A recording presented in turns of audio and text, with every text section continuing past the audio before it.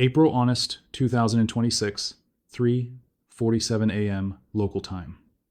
3 Israeli commercial aircraft sitting on the tarmac at Ben Gurion Airport in Tel Aviv just ceased to exist. Not damaged, not disabled, obliterated. Within the same 90-con window, Iranian ballistic missiles struck the Dimona nuclear facility, the most secretive installation in the entire Middle East, and a chemical weapons production plant in Beersheba that Israel has never publicly acknowledged exists. This was not a symbolic strike. This was not a message.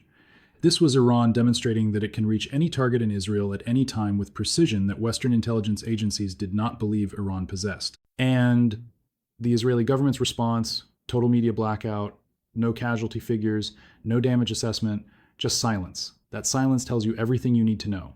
Over the next 12 minutes, I'm going to show you exactly what Iran just hit, why these specific targets matter more than anything else struck in this entire war, and what the radioactive and chemical contamination risk means for millions of Israeli civilians right now. Because mainstream media is showing you footage of interceptions in the sky and calling it a successful defense, they're not telling you that 3 jets worth $400 million combined are now scrap metal. They're not telling you that missiles landed within the Dimona restricted zone, and they're absolutely not telling you that a chemical facility capable of producing nerve agents just took a direct ballistic missile hit. Let's get into it. Here's what we know happened in the 90 seconds that changed this war.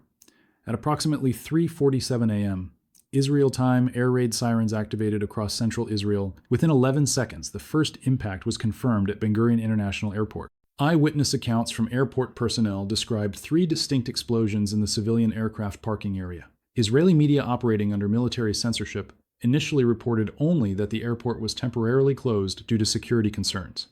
It took 6 hours for the first images to leak online. What those images show is catastrophic. 3 aircraft identified by aviation tracking enthusiasts as 2 Boeing 737s operated by LL and 1 Airbus A321 operated by ISFRA are completely destroyed. Not damaged, destroyed. The fuselages are collapsed. The wings are sheared off. Debris is scattered across a 200-meter radius. Each of those aircraft costs between $80 million and $150 million. That's $400 million in civilian aviation infrastructure eliminated in a single strike. But the economic loss is not the story. The story is what this proves about Iranian missile accuracy. Ben Gurion Airport is one of the most defended pieces of airspace on planet Earth. It sits less than 20 kilometers from Tel Aviv.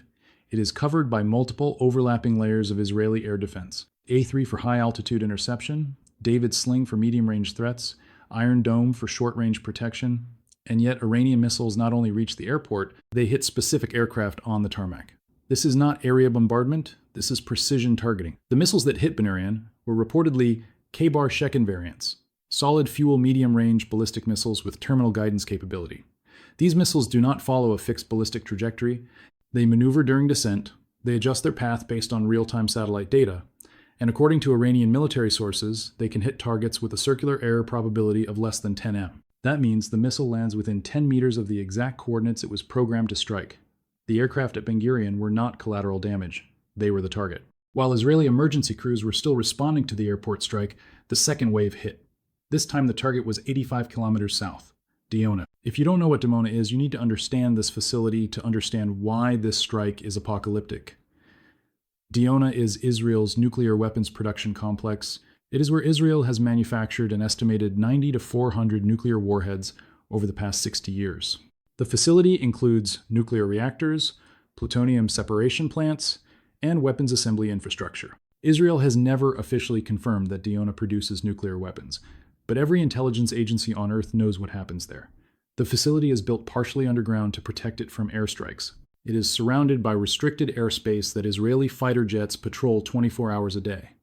It has dedicated anti-aircraft batteries positioned in overlapping rings around the complex. Satellites cannot photograph certain sections of the site because Israel jams imaging systems when they pass overhead.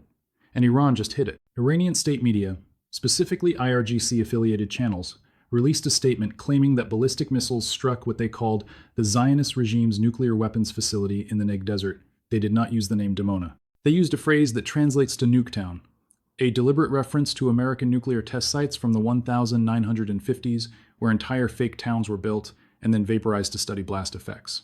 Israeli authorities have not confirmed or denied the strike. They have not released damage assessments.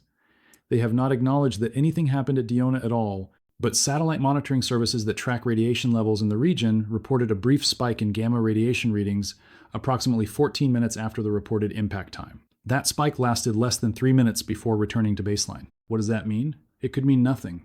Radiation monitoring equipment can produce false positives. Or it could mean that a missile impact near a nuclear facility caused a momentary release of radioactive material that was quickly contained. We don't know. And the fact that we don't know is the most terrifying part of this story. Let me explain why hitting Dimona is different from hitting any other target in Israel. If a conventional military base gets hit, you rebuild it.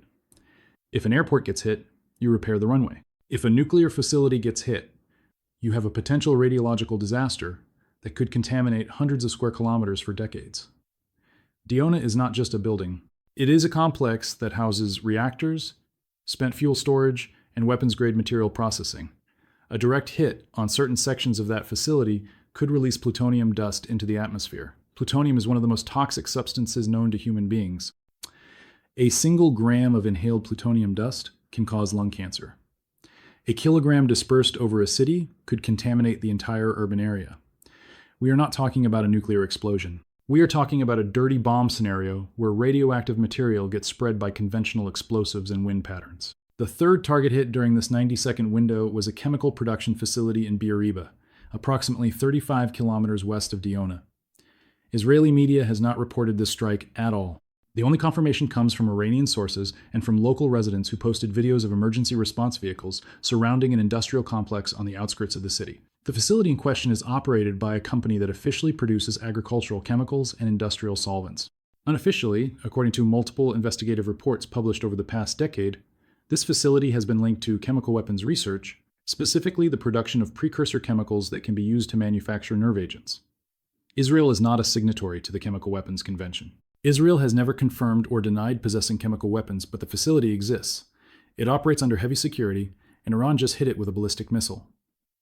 Why does this matter? Because if that facility was storing or producing chemical agents and a missile ruptured storage tanks or reaction chambers, you could have a chemical release that poisons everything downwind. Nerve agents like sarin or VX are incredibly lethal.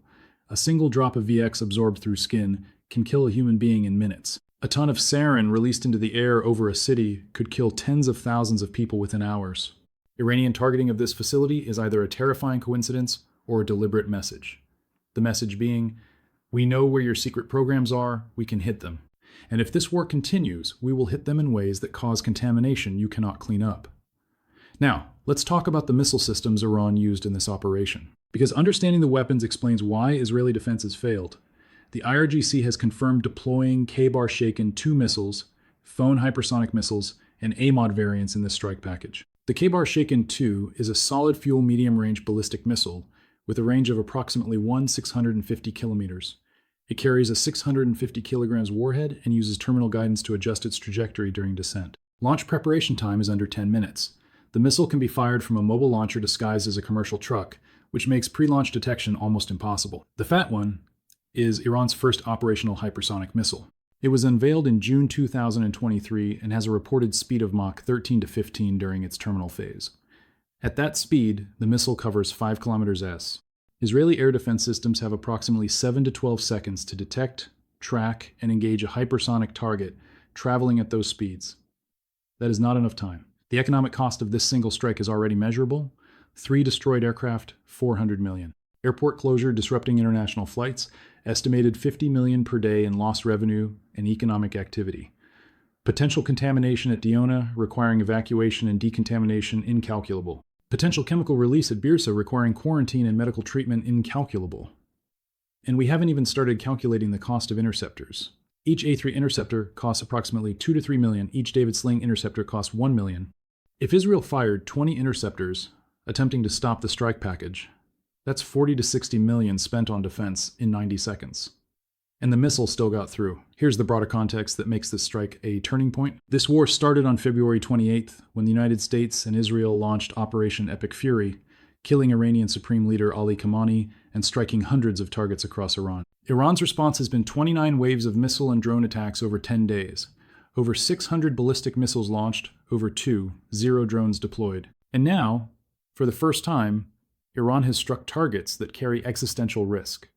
Not symbolic targets, not military bases that can be rebuilt, but a nuclear facility and a chemical plant. If those facilities were damaged in ways that cause radioactive or chemical contamination, you're looking at Israeli cities becoming uninhabitable, not destroyed uninhabitable. That is a different category of threat. Israeli Prime Minister Benjamin Netanyahu has not made a public statement about the Dimona strike. The Israeli Defense Forces have not released any information about casualties or damage. Israeli media operating under military censorship are not reporting details. That silence is itself a signal. If the strike had missed, if the damage was minimal, if there was no contamination risk, Israeli authorities would say so. The fact that they are saying nothing suggests the situation is worse than they want to admit. Meanwhile, oil prices have surged to $118 per barrel. The Strait of Hormuz remains effectively closed to Western shipping. Qatar has declared force majeure on all LG exports. Kuwait has stopped producing oil entirely. The global economy is absorbing a shock that is compounding daily. And here's the question. Nobody in Washington or Jerusalem wants to answer. If Iran can hit Dimona and Birsa with precision missiles, what stops them from hitting those same targets again with larger warheads? What stops them from deliberately targeting the reactors or the chemical storage tanks in a way designed to cause maximum contamination? The answer is nothing. Nothing stops them except the decision not to do it. And that decision is being made by a government that just watched its supreme leader get assassinated, its cities bombed, and its infrastructure systematically destroyed. The incentive structure for restraint is collapsing. Iran has now demonstrated the capability to turn Israeli nuclear and chemical sites into radiological and chemical disaster zones. The question is whether they choose to exercise that capability in the next wave, or the wave after that, or the wave after that. Share this video with everyone you know, because what happened on April, honest, is not being reported accurately anywhere in mainstream media. 3 jets destroyed at Israel's main airport. Missiles striking the Dimona nuclear complex, a chemical facility in Beersheba hit by ballistic weapons, radiation spikes detected by monitoring equipment, total media blackout from Israeli authorities, and a war that has now crossed into the territory where contamination, not destruction, becomes the strategic threat. This is not a regional conflict anymore. This is a war where mistakes or deliberate escalation could render entire cities uninhabitable for generations. Thanks for watching.